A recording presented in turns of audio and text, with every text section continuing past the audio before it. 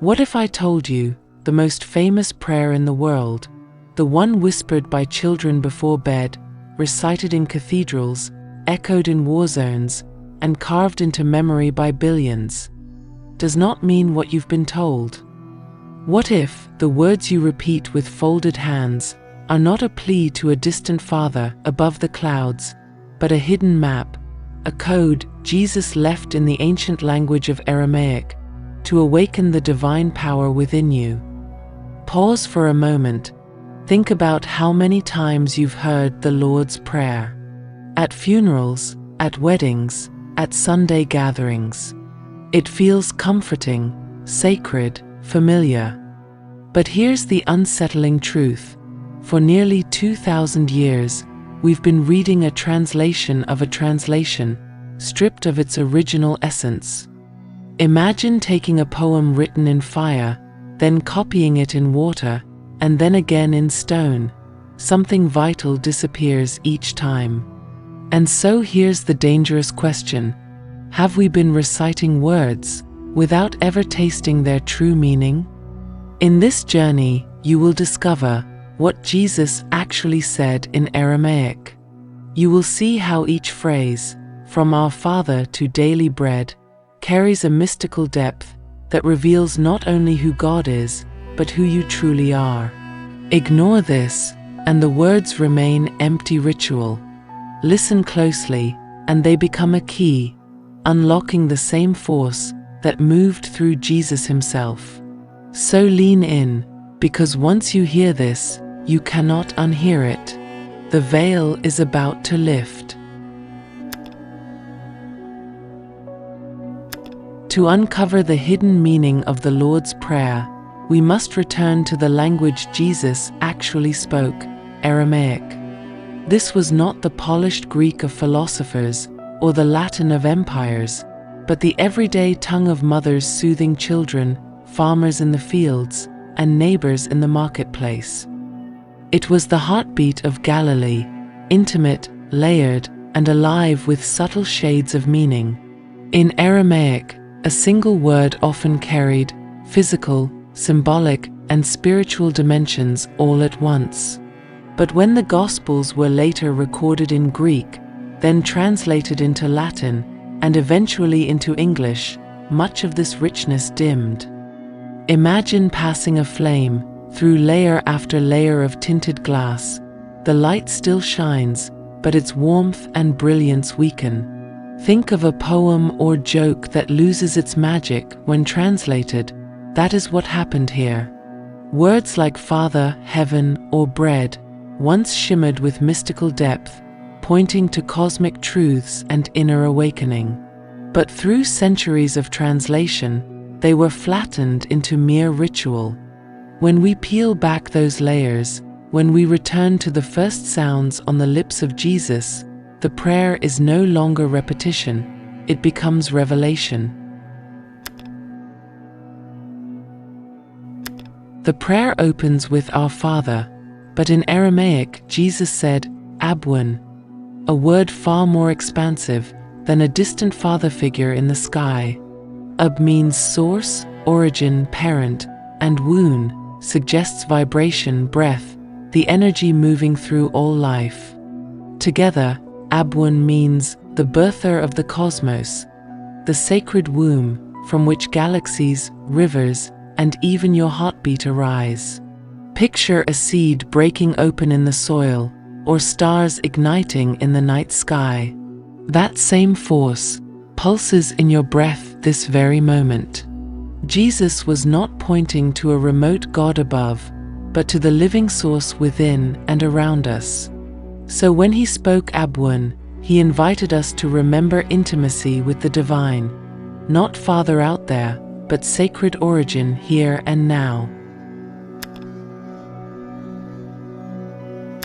The next phrase, often read as, "Who art in heaven," sounds like God is far above the clouds. But in Aramaic, Jesus used the word Dbashmayo, which means more than a place. It points to the inner sky, the boundless breath, the vibration of spirit. Shmaya carries the sense of light, space, and expansion. Heaven is not somewhere you travel after death. It is the living atmosphere of spirit that surrounds you and flows within you right now. Think of the stillness when you take a deep breath, the quiet vastness that opens inside. That is shmaya. Heaven is not up there. It is the unseen fabric woven through this very moment. So when Jesus prayed, Abwoon Dbashmayo, he revealed that the source lives not far away, but as close as your own breath. We say, "Hallowed be thy name." But in Aramaic, Jesus used Nethcadash shmokh, which goes far deeper. Shmokh means more than a label. It means essence, vibration, the living sound of the divine. To hallow that name is not just respect, it is tuning ourselves to its frequency. Think of music. A single note shapes the entire melody. When you are in tune, harmony flows. When off-key, discord arises. So too with life. To hallow the divine name is to align your inner being with the sacred resonance sustaining creation. Imagine your restless mind finally settling, like an instrument perfectly tuned. This is what Jesus pointed to, not a title carved in stone, but the cosmic sound current vibrating through all existence. The line "Thy kingdom come" often makes us imagine a future paradise descending from the skies. But in Aramaic, Jesus said, "teethe malkoothokh," and malkoothokh means more than a realm. It is sovereignty, inner harmony, awakened presence. The kingdom is not distant, nor political. It is the state of being when your inner world aligns with the source. Imagine a lamp covered in dust. The light has always been there, but only when the covering is cleared does it shine. That is malkoothokh. Jesus was not teaching us to wait for some far-off event. He was pointing to the kingdom already seated within, a sovereignty of the soul that can blossom here and now. So when you pray, teethe malkoothokh, you are not waiting for heaven to arrive. You are uncovering the heaven already alive inside you. The phrase "thy will be done" is often misunderstood as blind obedience to an external ruler. But in Aramaic, Jesus said, nehwe sebyonokh, words that point to the flowing desire, the natural harmony of the universe. It is not about submission that crushes, but about alignment that frees. Picture a river. Resist its current and you exhaust yourself. Flow with it and you are carried with grace. That current is the divine will. Nature shows us this truth. The seed becomes a tree without resistance. The sun rises without struggle. They live in tune with the pattern woven into them. So when you speak, nehwe sebyonokh, you are not silencing your soul. You are choosing to flow with the deeper rhythm of life, where purpose and peace move as one. The words, "on earth as it is in heaven," often sound like two separate worlds. But in Aramaic, Jesus said, "aykano Dbashmayo, afbiyaha," meaning as above, so within, as within, so reflected. Heaven and earth are not distant realms, but two mirrors of the same reality. Think of a seed and a tree.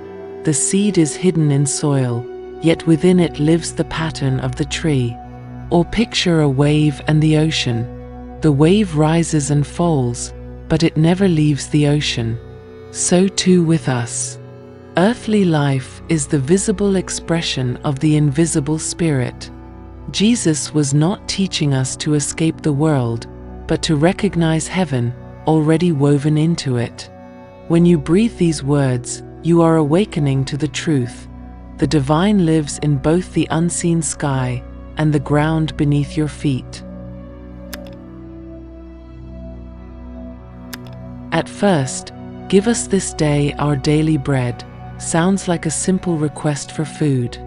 But in Aramaic, Jesus said, "Havlan lachma, sunken yaomana." And lachma means more than bread on a plate. It is the substance, the life force, the energy that sustains us in every moment. This is not only about flour and water. It is about breath, awareness, the spark that keeps you alive. Notice the phrase "this day," not tomorrow, not next year, but now. The prayer is a call back to presence, to the miracle hidden in each moment. Think of your next inhale. That breath is your daily bread, fresh and unearned, sustaining body and soul alike. So when you speak these words, you are not asking for survival alone. You are remembering the sacred nourishment flowing into you right now. We often hear, "Forgive us our trespasses," but in Aramaic, Jesus said, "Washbook howbain." Here, howbain does not mean rule-breaking alone. It means debts, burdens, anything that causes separation or weighs the soul down. Forgiveness, in Aramaic, is not just pardon. It means release. To forgive is to untie the knots that bind us, to lay down the heavy stones of guilt, regret, or anger. Imagine carrying a sack of rocks on your back, each one a grudge or mistake. With every step, the load grows heavier. Forgiveness is the moment you set it down and feel light again. So when Jesus prayed, "Washbook howbain," he was pointing to liberation, letting go of the chains of the past, so the soul can breathe free in the present. The prayer continues, "As we forgive those who trespass against us." In Aramaic, Jesus said, "Aykano doff hnan, shbakn hayobain," words that reveal a spiritual mirror. The forgiveness we seek is inseparable from the forgiveness we give. When someone wounds us, it feels like a thread tying us to their act. Anger, bitterness, resentment, all keep us bound. Forgiveness is not approving the wrong, it is cutting the thread, releasing the weight. And here lies the mystery: as we let others go, we free ourselves. The mercy we extend outward becomes the same mercy that flows inward. So when Jesus prayed, "Aykano doff hnan, shbakn hayobain," he was teaching a law of the soul. Only through releasing others can we fully taste our own release. Forgiveness is freedom, both ways. The English line says, "Lead us not into temptation." But in Aramaic, Jesus prayed, "Lo thaalan nessyoono," which carries a gentler, deeper meaning. Do not let us be led into illusion, into forgetfulness. Temptation here is not just about desires or indulgence. It is about the sleep of the soul, those moments we forget who we are, lose our clarity, and fall into fear or distraction. Imagine walking through fog. The path is still there, but unseen. Confusion grows, and you stumble. That fog is nessyoono. The prayer is asking for light, for guidance, so the path remains clear. So when Jesus spoke these words, he wasn't warning of divine traps. He was teaching us to stay awake, to remember the truth within us, and not be swallowed by illusion. The prayer ends with, "But deliver us from evil." In Aramaic, Jesus said, "Yellow fasson beesho." Here, beesho does not mean a monster or an outside force. It means distortion, imbalance, anything that pulls us away from wholeness. Evil, then, is not only in the world out there. It is also the fear that divides us, the hatred that blinds us, the despair that makes us forget our source. To be delivered is not to be snatched from danger, but to be restored, brought back into harmony. Picture a cracked mirror. The reflection is broken, scattered, but once restored, it shines true again. That is fasson, deliverance, the return to clarity, the remembrance of unity. So when Jesus prayed these words, he was guiding us not into fear, but back into wholeness. Now the Lord's Prayer is no longer just a set of words. In Aramaic, each line becomes a doorway, not to a God far away, but to the sacred presence woven into life itself. Abwoon, the source of all. Dbashmayo, the heaven within breath. Nethcadash, shmokh, the cosmic resonance. Malkoothokh, the kingdom of inner sovereignty. Sebyonokh, the flow of divine will. And each phrase after, a code of awakening. This prayer is not about asking for what you lack. It is about remembering what has always been within you. When spoken with awareness, it aligns your heart, your breath, and your being with the very rhythm of creation. So the next time you whisper these words, let them not be routine, let them awaken you. For heaven and earth already meet, here within you. If this message awakens something within you, let it not fade. Comment, I understood Jesus' words. Let it be your seal that the hidden secrets of Jesus have touched your soul. Like this video to keep the truth flowing, share it so another seeker may awaken, subscribe so you never miss the next revelation.